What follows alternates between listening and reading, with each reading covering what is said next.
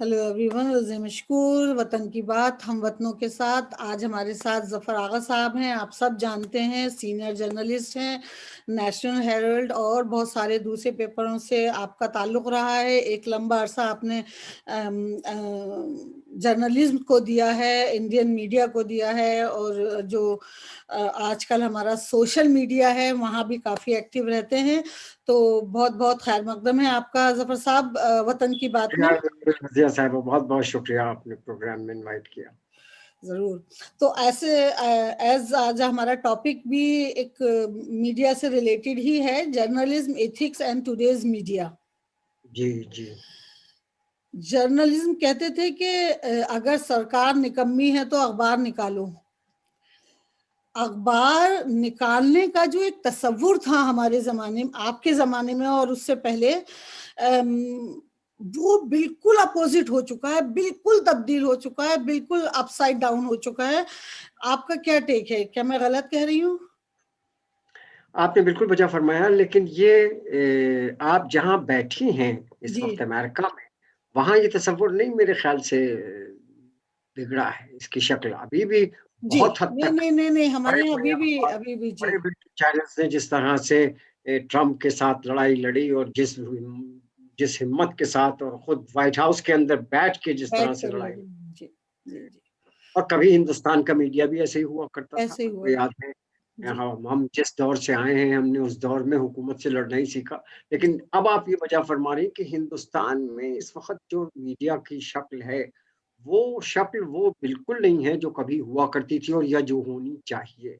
जी, आज हम अक्सर कहते हैं, मैं खुद ये कहता हूँ कि हमारे यहाँ जर्नलिस्ट अब जर्नलिस्ट नहीं बल्कि कसीदा ख़्वान हो गया है जी। और सेल्समैन हो गया है। सेल्समैन हो गया, सोचिए, ये बड़ी बात है।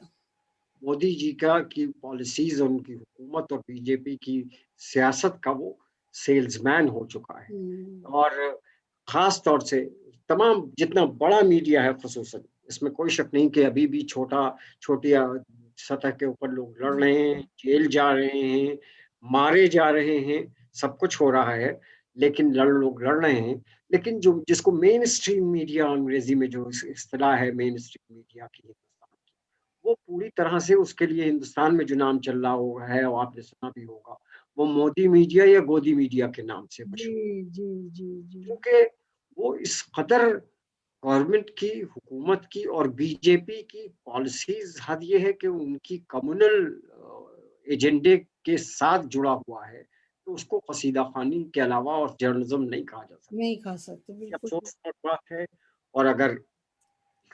और अगर ये सूरत-ए-हाल मीडिया की होती है, तो फिर आप किससे तवक्को करें?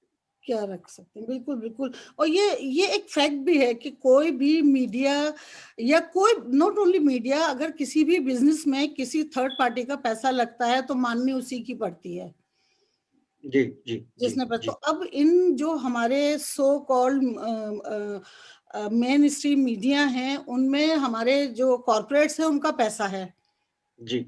तो वो मीडिया, क्या हम उसको मीडिया कह सकते हैं उनके? आपने बिल्कुल बहुत अच्छी बात कही कि ये इस वक़्त मीडिया जो है वो एक बिज़नेस है। जी, ये मीडिया का एक तसव्वुर बिल्कुल दूसरा तसव्वुर है। जी।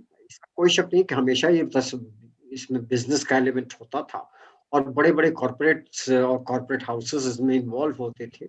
लेकिन मालिकान और एडिटर के बीच में एक एक डिस्टेंस होता था हुँ, और एडिटर्स और जर्नलिस्ट की कोई अपनी एक आज़ादी होती थी। हुँ। हर जगह एक एडिटोरियल पॉलिसी ज़रूर होती है, वो उसके हुदूद होते हैं, लेकिन मालिकान और एडिटर के बीच में वो में एक डिस्टेंस था।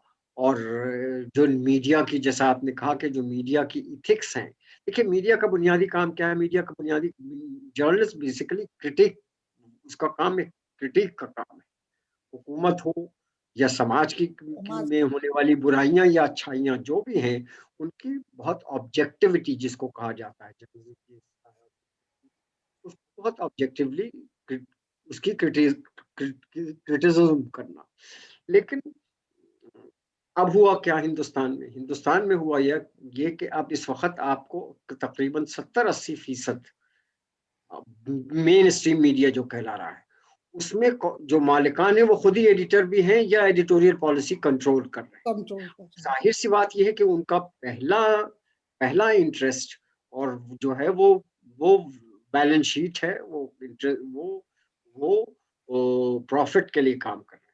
हिंदुस्तान का सबसे बड़ा media house times of India है, जी। और टाइम्स ऑफ इंडिया के मालिक जैन साहब का ये कहना है कि I am in the business of advertisement, या I am in the business of advertisement, और जो उस एडवर्टाइजमेंट से प्रॉफिट मैं कमाता हूँ, बीच में जो स्पेस बचता है उसको, उसमें मैं खबर भी लगा देता हूँ।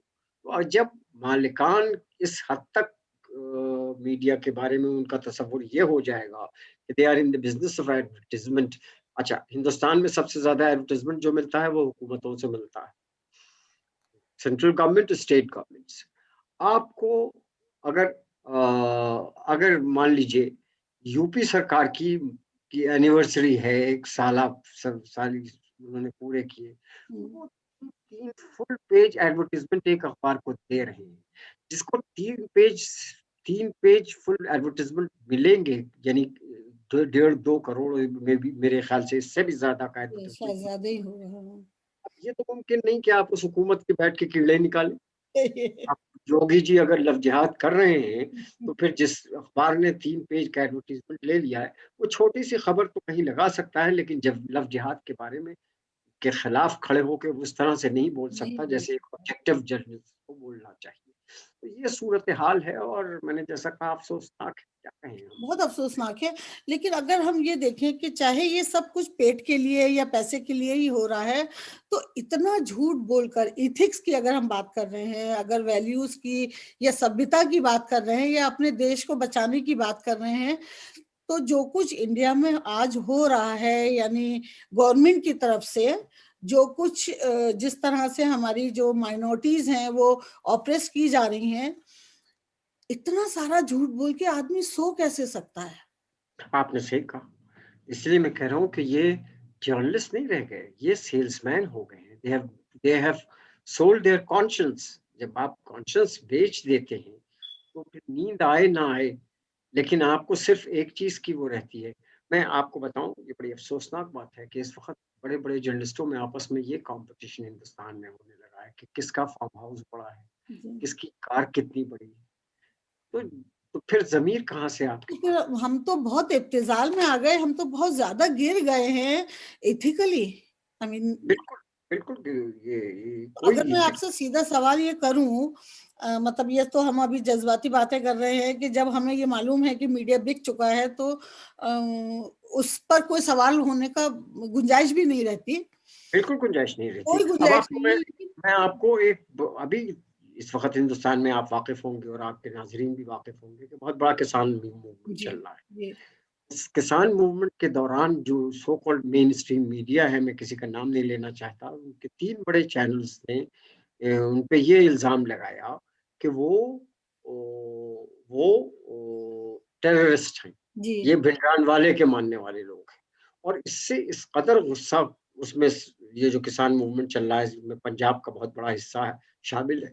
तो इससे सिखों में बहुत गुस्सा फैल गया, और हम्म। वो 3 चैनल के लोग जब उस इवेंट को कवर करने गए, तो उनको घेर लिया गया, बाकायदा उनके खिलाफ मुर्दाबाद के नारे लगाए, उनको गोदी गोदी मीडिया गो बैक, गोदी मीडिया गो बैक, ये वीडियोस हैं जो इस वक्त जी। जी। हिंदुस्तान में वायरल हो रहे हैं। देखिए जी।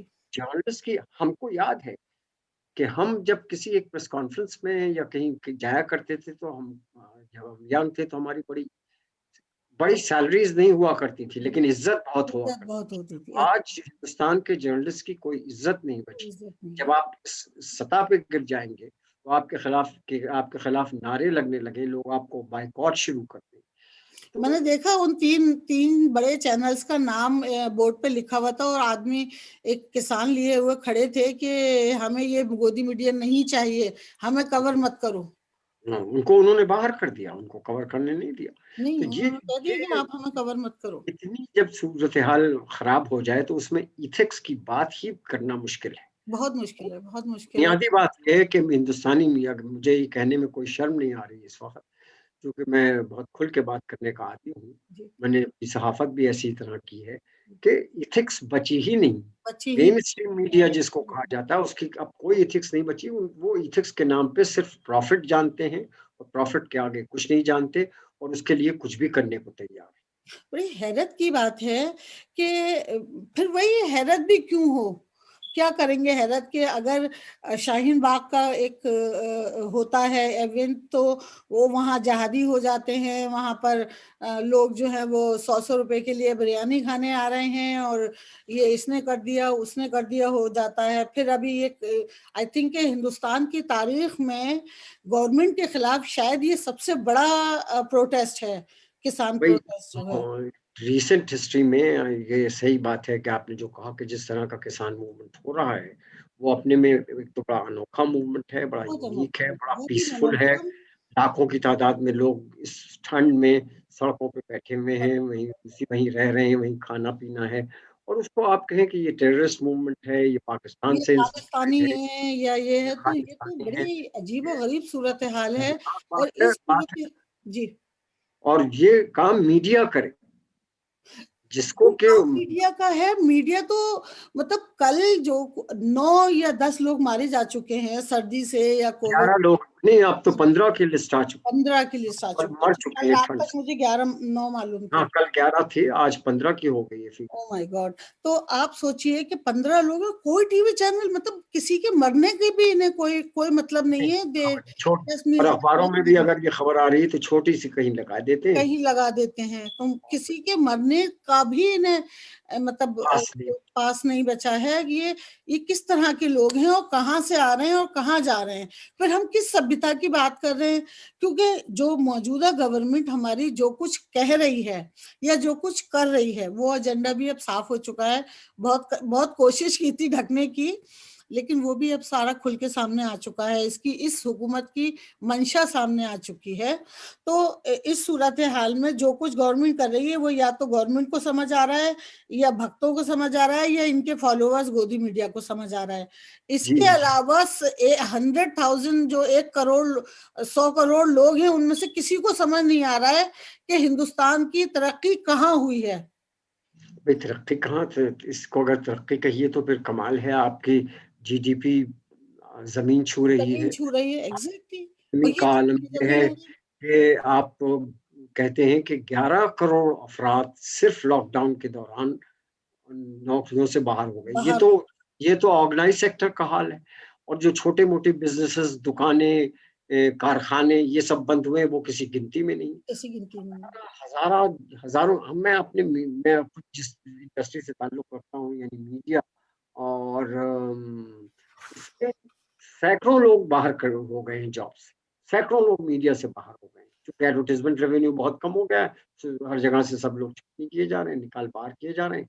कहीं कोई सेक्टर ऐसा नहीं है हिंदुस्तान का कि जिसमें तनज़्ज़ुली तरक्की नहीं, तनज़्ज़ुली का दौर बहुत बिजली का पिछले दौर 2 शुरू साल हो का। गया है। और इसको वो मोदी जी ट्विस्ट करके इसको इसको वो तरक्की बता दें या कुछ कह दें, ये एक हैरतनाक बात है।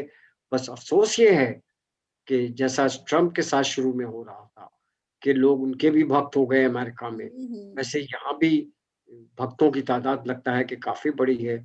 और उसमें जैसा हम लोग बात कर रहे थे, मीडिया का रोल इतना अफ़सोसनाक है और मीडिया इस तरह से उनके साथ मिल गया है कि अवाम को मीडिया बहकाने का काम कर रहा है, उसको जी, thank you so much for saying this. बिल्कुल टोटली बहकाता है, टोटली। कल भी मैं देख रही थी न्यूज सारे चैनल्स पर, एक्सेप्ट रविश कुमार थोड़ा बता रहे थे कि भाई क्या क्या हो रहा है किसानों के साथ, और कैसे उसको समझाने की कोशिश कर रहे थे। अदरवाइज हर आदमी, टुकड़े टुकड़े ग्रुप, जहादीज, खालिस्तानीज, आप टोटल, आपको थोड़ा सा अंदाजा है कि लाखों लोग गर्मी सर्दी में बाहर सड़क पर बैठे हुए हैं, और आप जी। पैसा बनाने के चक्कर में आप उनकी ना जिंदगी से आपको मतलब, ना मौत से मतलब। ओके फाइन, मत करो, लेकिन मैनिपुलेट तो मत करो उसको। हाँ, आप रिपोर्ट ना कीजिए। चलिए रिपोर्ट ना कीजिए लेकिन झूठ तो नहीं बोलिए। आप उसमें मत जहादी करो कहाँ से आ रिपोर्ट। गया? हाँ, आप जो भी सरकार का नाम लेके आप माला जपते रहो, कोई फर्क नहीं पड़ता, लेकिन आप झूठ बोल रहे हो और ये ये ओपनली बोल रहे ये हो। ये सबसे अफसोसनाक बात है कि ये जर्नलिज्म है के नाम सबसे पे अफसोसनाक बात। जर्नलिस्ट का काम ही है to bring truth and expose truth. यहाँ पे अब आलम जो है वो ये है कि एक एक अगर एक्टर सुसाइड कर लेता है तो 3 महीने तक उसके नाम के ऊपर जो कुछ होता है चैनलों पर, वो आपने देखा होगा और सुना होगा। इससे ज्यादा शर्मनाक बात कोई नहीं हो सकती। एक आपने किसी की आप मौत का जो है वो जुलूस जनाजा निकाल दिया, मौत का बिल्कुल उसका जनाजा जुलूस निकाला। निकाला और अवाम को एक अफीम। देखिए मीडिया दूसरा एक और काम कर रहा है। हम्म, जब राजपूत नाम था, या क्या नाम था जो एक्टर जिन्होंने सुसाइड किया था, हाँ वो जी, वो दौर सुशांत था सिंह राजपूत। वो दौर था जिस दौर में हज़ारों क्या एक लाखों की तादाद में हिंदुस्तान का मज़दूर पैदल चल के गर्मियों में जी अपने-अपने घरों में जी जाता। जी। अब ज़ाहिर-सी बात है कि इस मामले पर गुस्सा पैदा होता अवाम में, और गुस्सा पैदा हो भी रहा होगा। वो भी रहा था जी। पे पर्दा ढाँकने के लिए चैनल्स ने ये एक फ़िल्म इंडस्ट्री में ड्रग ड्रग का वो चलाया, और एक नशा अवाम को एक नशे में रखने के लिए एक किस्म का फ़ॉल्स नशा फ़िल्म इंडस्ट्री के नाम पर पैदा किया गया, ताकि लोगों का ध्यान उन पैदल चलने वाले मज़दूरों और की परेशानियों में की तरफ ना जाए, और वो इसमें मसरूफ़ रहें। तो ये डाइवर्जन का काम करना, ये मीडिया का काम नहीं है। जी ये जी। आप एक चीज डाइवर्जन और कर। इस सिलसिले में हुई, सुशांत सिंह की अगर हवाले से हम बात करें तो सुशांत सिंह राजपूत का जब केस ओपन हुआ है कि ये सुसाइड है या मर्डर है, उस पर बात चल रही है, और उसके बाद फिर ड्रग्स का एंगल आता है, तो उसमें सीबीआई भी इन्वॉल्व हो जाती है, जी, एनसीबी भी जी, इन्वॉल्व हो जाती है, एनडी भी इन्वॉल्व हो जाता है। अब ये बताइए, और अदालत में केस ऑलरेडी मौजूद है, जी। तो वो है, तो यानी हाई कोर्ट भी इसमें इन्वॉल्व है। तो हमारे मुल्क की 4 बड़ी ऑर्गेनाइजेशंस या डिपार्टमेंट, बड़े डिपार्टमेंट, जिसको as a citizen of India हमें आंख बंद करके फॉलो करना है जो वो कह दे है, और हम बिलीव करते हैं कि ये ऑनेस्टी से काम करते थे। ए, मगर अब तो थे कई, आपने बहुत अच्छा जी, तो लेकिन उसके बावजूद अगर ये काम किसी दबाव में भी कर रहे हैं, तो मीडिया का ये हक नहीं है कि इन 4 बड़ी डिपार्टमेंट को, हिंदुस्तान के 4 बड़े डिपार्टमेंट को पासेपुश डाल दे और सारे फैसले सुना दे कि वो जज सलमान खान तुम कहाँ हो, आमिर खान तुम कहाँ हो, अक्षय कपूर तुम कहाँ हो। तुम्हें कोई मतलब नहीं इन बातों से बाबू, तुम सिर्फ न्यूज दो, बाकी काम इनका है। आपने तो खुलेआम उनकी बेइज्जती कर दी, इन बड़े और डिपार्टमेंट्स की। और हैरत की बात ये है कि 2-3 महीने के बाद जब अदालत से फैसला आता है कि उस आदमी का कोई मर्डर नहीं था, सुसाइड था, तो जी, छोटी-सी खबर आप लगा देते हैं, छोटी-सी एक खबर लगा देते हैं इसको, चूँकि आप इतना झूठ बोलते रहे थे, इतना झूठ बोल चुके हैं। सफ़ेद झूठ और तो लेकिन आप ये बताइए जफर साहब कि ये तो हमारे मुल्क की जो सबसे बड़ी ऑर्गेनाइजेशंस हैं, सीबीआई हुई, मीडिया उनकी इंसल्ट कर रहा है और कोई रियलाइज नहीं कर रहा है इस चीज को।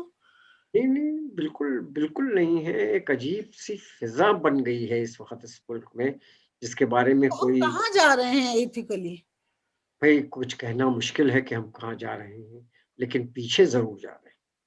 ये तय बात है कि हिंदुस्तान की इकॉनमी जो कह रही है, जो हिंदुस्तान की देखिए मैं आपको एक बात अर्ज़ करूँ कि दुनिया में किसी मुल्क की सियासत अगर कि उसकी बुनियाद मज़हब हो जाएगी, रेस हो जाएगी, आइडेंटिटी हो जाएगी, तो वो मुल्क पीछे ही जाएगा। और अफ़सोस की बात ये है कि हिंदुस्तान इससे बहुत दूर था।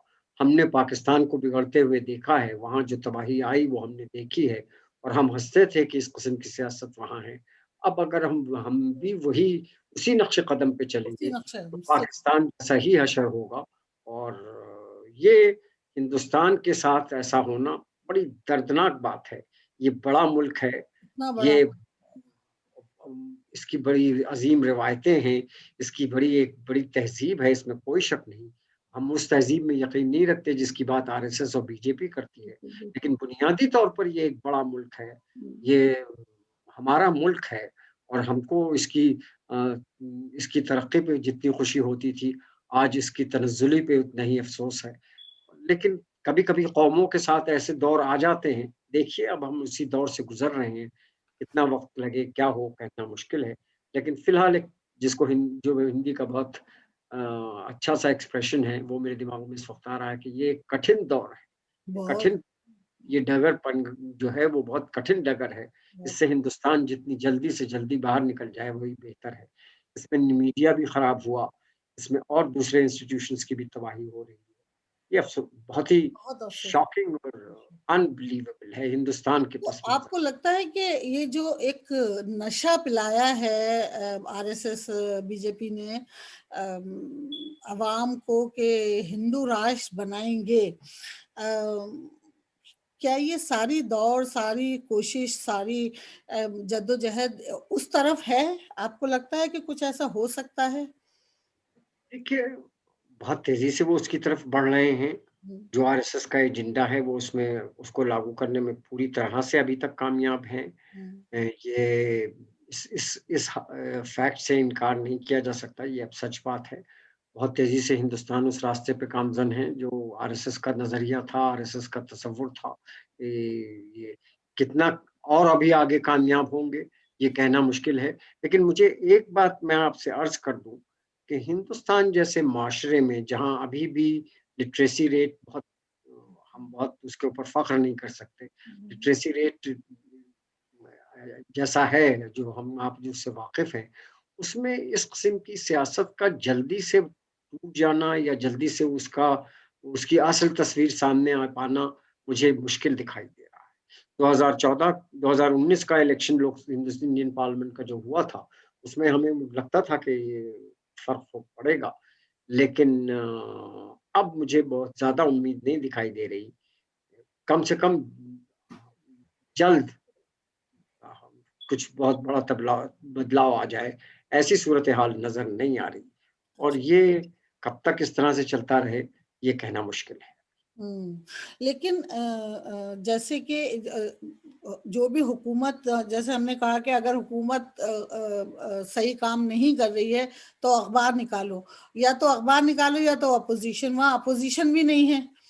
इस वक़्त मुश्किल ये है, सूरत-ए-हाल आप सही कह रही हैं कि ये इस वक़्त बहुत ही क्रेडिबल हमारी अपोज़िशन भी नहीं है, अपोज़िशन के भी हालात बहुत ख़राब हैं वो और अभी उनको इसी आपस वजह से में ही उलझे हुए हैं वो लोग। में आपस में कोई एका नहीं है, कोई बड़ा कॉमन मिनिमम प्रोग्राम नहीं है, तो इसने इनको पूरी छूट और पूरी आज़ादी दे रखी है और ये जो मनमानी हो मुमकिन है वो कर रहे हैं।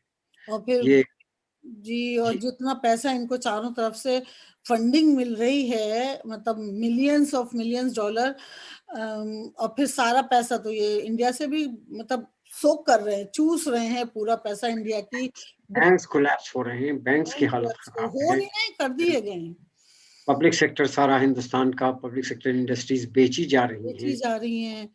तो ये लोगों को पैसा समझ ही कहाँ नहीं जा आ रहा रहा है? कहाँ जाएगा, क्या होगा? कुछ अवाम तक तो कम से कम आ नहीं रहा है।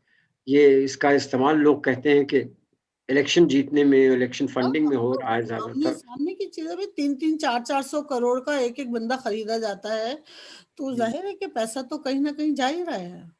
जी, जी, जी। तो तो वो सरकारें बनाने-गिराने में, इलेक्शन लड़ने में और अपनी पॉलिटिक्स को सस्टेन और करने अपना में रास्ता साफ करने में काफ़ी पैसा ये लोग खर्च कर रहे हैं। बेहद मतलब एक-एक इलेक्शन में कहा जाता है कि पानी की तरह से पैसा बहाया जा बड़ी रहा है। हैरत की बात है कि हमारे मुल्क का इंडिया इंडिया का जो होम मिनिस्टर है, वो कॉर्पोरेट के इलेक्शन लड़ाने पहुँचे हुए हैं। जी हाँ। आप तो अभी तो आप इससे ज़्यादा, और इसमें उन्हें कुछ शर्म-वरम भी नहीं है। मतलब अब नहीं उनको है। ये नहीं है अब कि मैं किस हैसियत पर हूँ और मुझे क्या करना चाहिए। वो जो एटिकेट्स होते हैं ना, एक एक एक पोज़ीशन के, एक कुर्सी के, वो है वो ही सब नहीं खत्म उन हो लोगों में। वो सारी चीज़ें खत्म हो चुकी हैं अब। को उनसे कोई सवाल करने वाला नहीं, जो मीडिया का काम है जो सवाल करना, मीडिया का काम था। जी। काम है। बात ये है कि कोई सवाल करने वाला नहीं बचा, अपोज़िशन खत्म, मीडिया खत्म, कहीं से कोई सवाल नहीं, तो अब डर किस बात का है? ये एक जो सूरत-ए-हाल पैदा हुई है, हिंदुस्तान की सियासत में वो बड़ी संगीन है और इस सूरत हाल से निकल पाने का रास्ता भी अभी कम से कम दिखाई नहीं अभी दिखाई नहीं दे रहा। अच्छा, तो क्योंकि आपने काफी काम किया है, कांग्रेस के जमाने में भी आप मीडिया से जुड़े हुए थे और आज भी आप मीडिया से जुड़े हुए हैं, तो जो एक एक तफरीक होती है, एक डिफरेंस होता है, वो क्या क्या कैसा है, क्या लग रहा है। है मैं आप? आपको अपना तजुर्बा बताऊं, नरसिम्हा राव प्राइम मिनिस्टर थे। जी। मैंने खुद खड़े होकर उनसे ये सवाल पूछा एज प्राइम मिनिस्टर, जब वो प्राइम मिनिस्टर थे। मुझे आज तक वो सवाल याद है, चूंकि बीबीसी वो सवाल रिकॉर्ड हुआ और बीबीसी ने उस सवाल के ऊपर पूरा एक प्रोग्राम चलाया था। वाह। मैंने उनसे नरसिम्हा राव के बारे में ये इम्प्रेशन था जनरली उस वक्त, जिस वक्त उन्होंने ये प्रेस कॉन्फ्रेंस की थी, शायद 1995 का वाकया है, आई थिंक सो, या उससे पहले का है, मुझे ये साल पूरी तरह याद नहीं। हम्म। तो मैंने उनसे ये सवाल, उनके बारे में ये चारों तरफ एक इम्प्रेशन बन गया था कि नरसिम्हा राव फैसले जल्दी नहीं ले पाते, हम्म। कि कोई भी फैसला लेने में बहुत टाइम लेते हैं। तो एक एक्सप्रेशन मीडिया में उनके बारे में चल रहा था, इनडिसाइसिव प्राइम मिनिस्टर।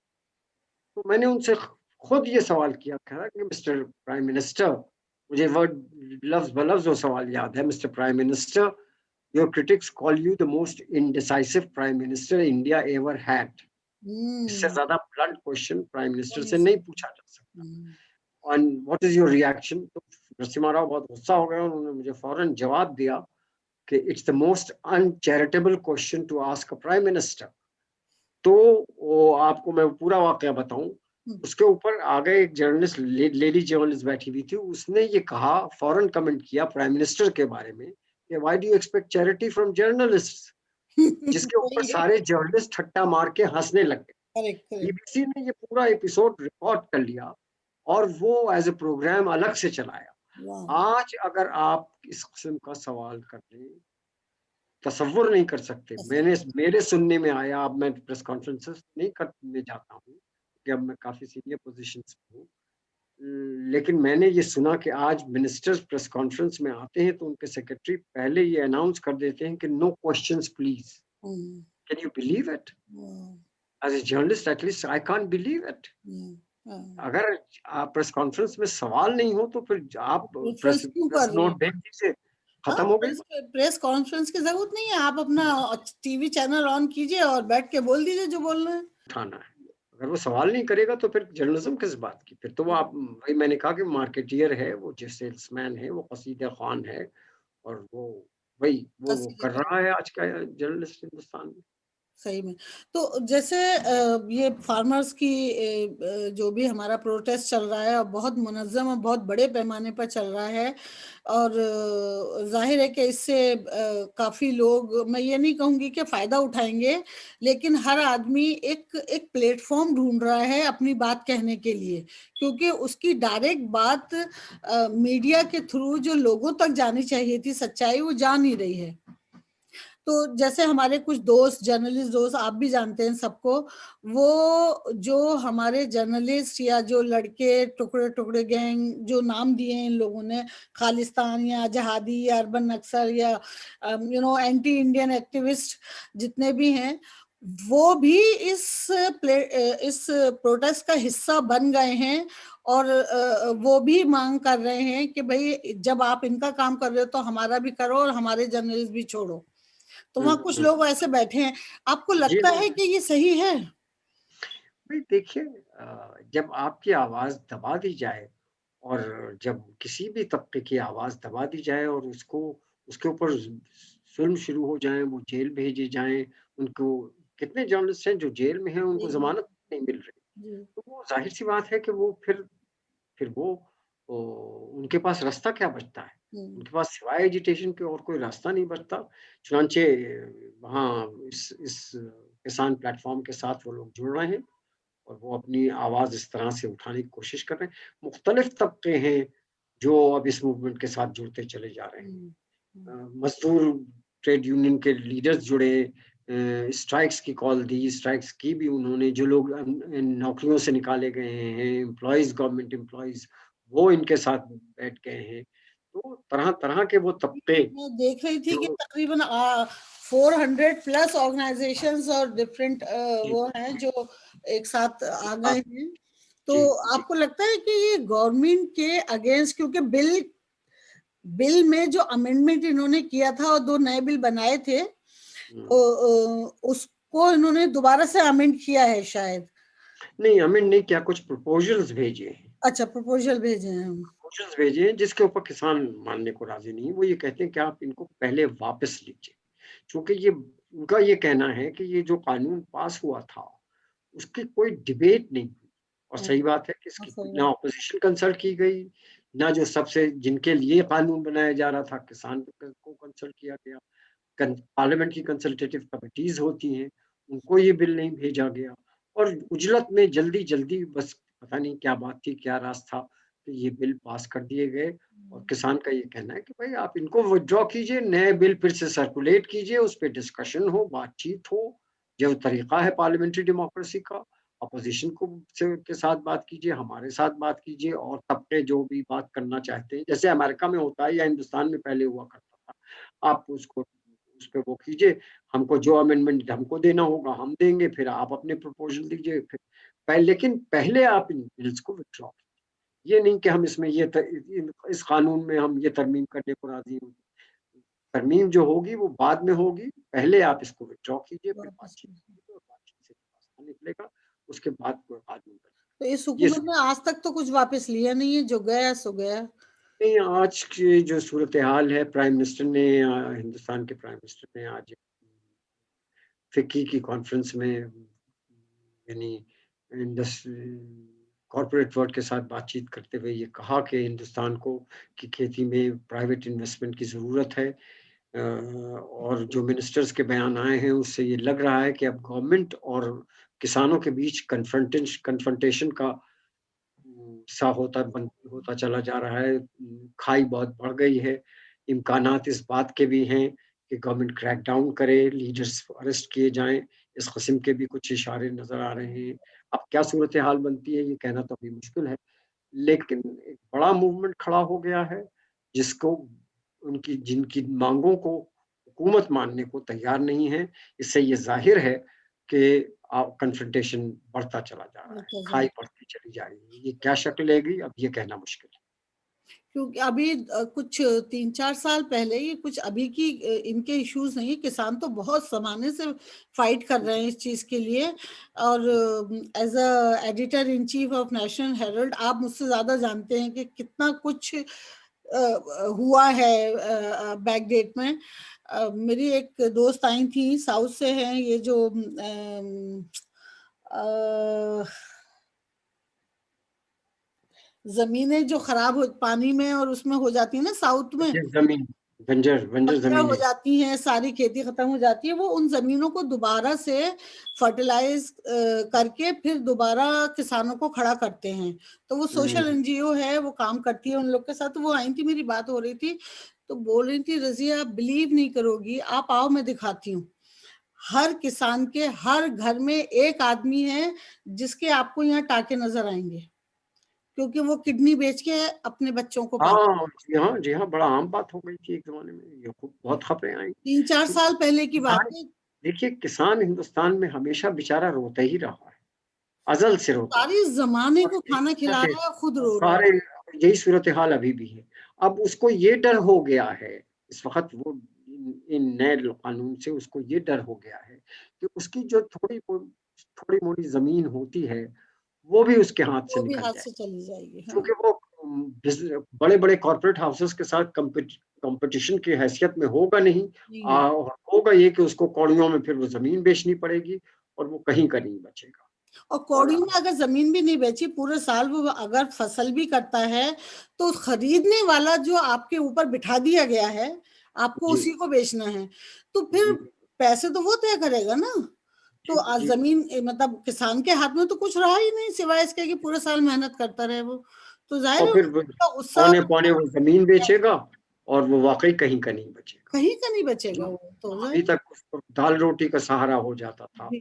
क्योंकि उसके अपने खेत से कुछ निकल आता था, वो खाने-पीने का हाँ, ज़िंदगी एटलीस्ट पूरे गुज़ारता साल उनको पास खाना तो है, कुछ नहीं जी, है अगर वो सिक्योरिटी भी खत्म हो गई। वो खत्म हो रही है। उसको नहीं, अब नहीं, खतरे उनकी में दिखाई एजुकेशन दे तो रही है। वो मतलब जी, जायज़ ही है। तो अब आप हम वापस आते हैं अपने टॉपिक पर।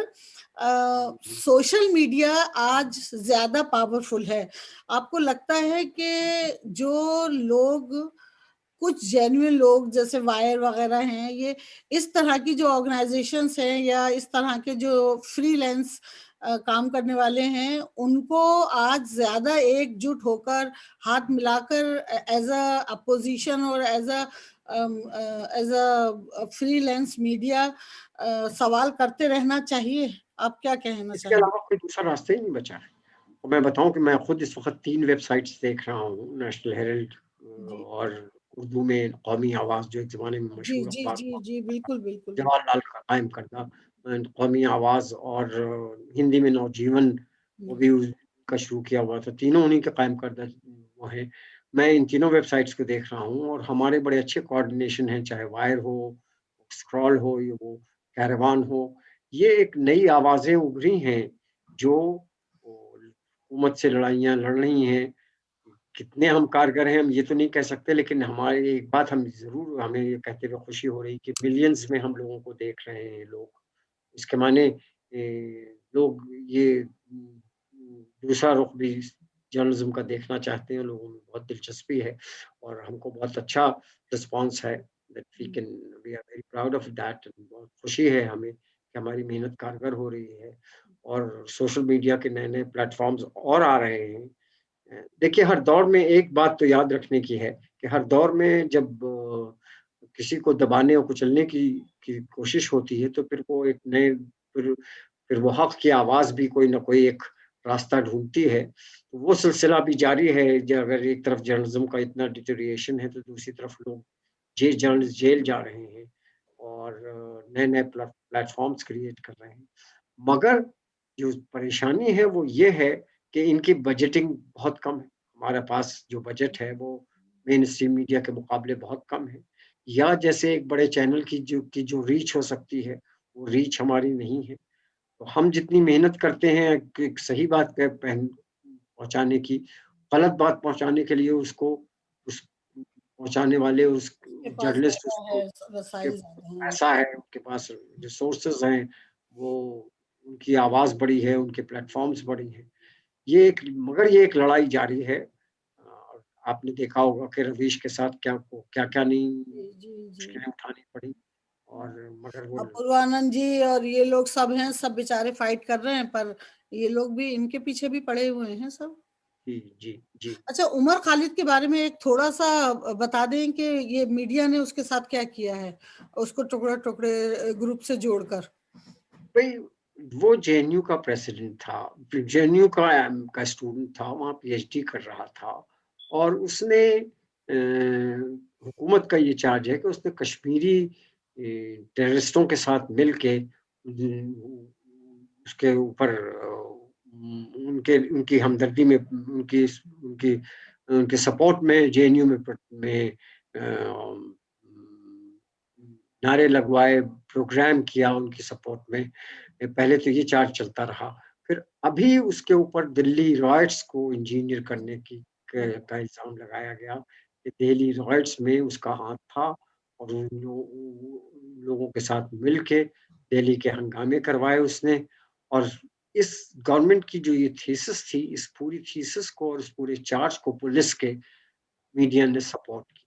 हुँ, ज़्यादातर बड़े मीडिया ने उसको सपोर्ट किया, बड़ी-बड़ी खबरें उसके खिलाफ लगाई गईं और उसकी इमेज इस वक़्त ये बना दी गई कि जैसे वो टेररिस्ट हो, जिहादी हो, दंगाई हो, और अब वो एक ऐसे चार्जेज़ में गिरफ्तार है कि जहाँ उसको बेल भी नहीं मिल सकती। बेल भी नहीं मिल सकता। सेडिशन का इज़ रियली हार्ड। सेडिशन लेकिन का ये चार्ज। सारा जो ड्रामा क्रिएट हुआ है, वो हुआ तो मीडिया पर ही है।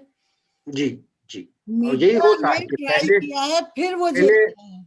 यही हो रहा है कि पहले मीडिया एक माहौल बनाता है, माहौल बना के लोगों का ज़हन परागंदा करता है, फ़ॉल्स इन्फॉर्मेशन के ज़रिए। हुँ, और जब ज़हन लोगों के ज़हनों में डाउट्स पैदा हो जाते हैं, शक व शुबे पैदा हो जाते हैं, तो फिर पुलिस और हुकूमत उसके खिलाफ कदम उठाती है। हुँ, उससे होता ये है कि आप जो अक्सर वो मासूम लोग जो जिन पे चार्ज लगा है, उनके उनके खिलाफ हमदर्दी के बजाय उनके खिलाफ नफ़रत सब का भस बाज़ार खत्म हो जाता है। ये एक प्रोसेस है जो मीडिया की मदद से चलाया जा रहा है और इसके जो नताइज हैं वो आप देख रही हैं कि हिंदुस्तान में इस वक़्त क्या हो रहा है। बहुत खतरनाक नताइज हैं, ये आसान नहीं है कि 4 शायद ये जो ट्रिपल तलाक का होता था, ऐसे इस गवर्नमेंट को ना शोषे छोड़ने की बहुत आदत है। ये एक जी, शोषा छोड़ती है और उसके बाद मीडिया उसका पूरी कहानी बना देता है और फिर वो गए जेल में। ट्रिपल तलाक पे जो शोषा छोड़ा था, उसकी पूरी टोटल ट्रिपल तलाक के जो केसेस थे वो 32 थे, 32 केस थे और इतना सख्त कानून बनाया गया कि कुछ पूछताछ नहीं होगी और आदमी को फौरन 3 साल के लिए जेल में भेज दिया जाएगा, दिस एंड दैट। मेरी बहन पिछले 1.5 साल से ट्रिपल तलाक की वजह से घर पे बैठी हुई है, कोई पुरसाने हाल नहीं है, कोई देखने वाला नहीं है। यही ये सूरत-ए-हाल है। मेरी आप बहन तो, अगर मेरी बहन अपने बैठी है घर के तो मैं किसके और कहाँ जाकर बिलीव करूंगी, किसकी बात में? सही कहा आपने कि जब घर में तो खुद इसका नाम देख सोशल रखा है क्योंकि बस ये कुछ नहीं है, ये just playing with the mind of our country, people of our country, that's it. वो बिल्कुल अपना सही कहा। उल्लू उल्लू सीधा कर रहे हैं। आप उनका इस अपना पर रिमार्क दे देखिए दीजिए मुझे इस उनका बात उनका अपना एक एजेंडा है। पे। वो शोषे क्रिएट छोड़ के वो तरह-तरह के मीडिया के ज़रिए मदद लेके डाइवर्जन करके जी, वो अपने उस एजेंडे को इम्प्लीमेंट करते चले जा रहे हैं और उसका लोगों तोड़ का नहीं है अभी ध्यान तक इधर किसी से के उधर पास। भटका देते हैं। कभी किसान टेररिस्ट हो जाता है, कभी उमर खालिद टेररिस्ट हो जाता है, दंगाई हो जाता है। इस तरह के जैसा आपने बहुत मुनासिब लफ्ज़ इस्तेमाल किया, शोषे छोड़ते रहते हैं और लोगों का ज़हन उधर उलझा रहता है और इनका काम खामोशी से हो उनका चलता काम खामोशी से हो रहे। ये सूरत-ए-हाल है हिंदुस्तान की, जाता है। जो तो चलते-चलते आप मुझे एक क्लोजिंग रिमार्क्स दे दीजिए कि अब इस पूरी किस्से में क्या है और कैसे है और क्या हो सकता है या नहीं हो सकता है, व्हाटएवर यू वांट टू से। देखिए सूरत-ए-हाल संगीन है। हिंदुस्तान का मीडिया का जो रवायती रोल होना चाहिए वो रोल पतन नहीं है। जिस जो आपने आपने जो बात कही थी शुरू में कि मीडिया की जो एथिक्स होनी चाहिए, हिंदुस्तान का मीडिया उस एथिक्स से बिल्कुल भटक चुका है। False news, fake news, propaganda और हुकूमत के लिए राहें आसान करने का काम मीडिया कर रहा है, जो मीडिया का काम पतन नहीं है। दुनिया में कहीं मीडिया को आप इस कसीदे-ख़ानी से या मार्केटिंग से नहीं जोड़ सकते, लेकिन वही कुछ हो रहा है। अभी सूरत-ए-हाल बहुत अच्छी नज़र नहीं आती, मैं ये नहीं कह मैं लेकिन इसके बावजूद हिंदुस्तान 70 सालों पुरानी एक जमहूरियत रही है। मैं बिल्कुल नाउम्मीद तो नहीं हूँ। कहाँ से कब उम्मीद की किरण फूट उठे, ये कहना अभी मुश्किल है। आपने देखा जैसे किसानों का इतना बड़ा प्रोटेस्ट हो रहा है, इसकी उम्मीद अब 15 दिन पहले कोई उम्मीद नहीं कर सकता था कि लाखों लोग दिल्ली के बॉर्डर पे इस तरह से इस ठंड में बैठे होंगे। लेकिन इस वक़्त बैठे हुए हैं, इसी तरह की ज़मीन से मेरे ख़्याल से नई शुरुआत की उम्मीद लगती है और उसी से कोई किरण फूटे तो फूटे। लेकिन अभी सूरत-ए-हाल खतरनाक, संगीन है और मीडिया इस मामले में बहुत ही हवा खराब दे रोल रहा अदा है, कर बहुत रहा है, बहुत हवा दे जो रहा है। बहुत ही अफ़सोसनाक और बिल्कुल। शर्मनाक है। बहैसियत जर्नलिस्ट मेरे लिए बहुत शर्मनाक। बिल्कुल है, बिल्कुल है। बहुत शुक्रिया ज़फ़र साहब, आपने इतना वक़्त दिया मुझे और इतनी अच्छी बातें बताई। होपफुली हमारा जो मीडिया से तो हम इस मेन स्ट्रीम मीडिया से तो बहुत ज़्यादा उम्मीद नहीं है, लेकिन ये जो इंडिपेंडेंट मीडिया चारों तरफ हैं हमारे और आप और आपकी पूरे लोग जिस तरह से काम कर रहे हैं, होपफुली कुछ हो जाए। इस वक़्त मैं सिर्फ़ इंडियन माइनॉरिटी से ये रिक्वेस्ट करूँगी कि वो मीडिया को सपोर्ट करें और इस फार्मर बिल को भी सपोर्ट करें और फार्मर्स जितने हमारे भाई बहनें बैठी हुई हैं वहाँ, वो जाएँ, उनको जिस तरह भी मुमकिन हो हेल्प ज़रूर करें और बाकी तो मालिक है, मालिक जो भी देगा हम लेते जाएँगे। बहुत-बहुत शुक्रिया रज़िया, बहुत-बहुत शुक्रिया। So nice of you that you invited me and give me the chance to speak. Thank you so thank you much. So much.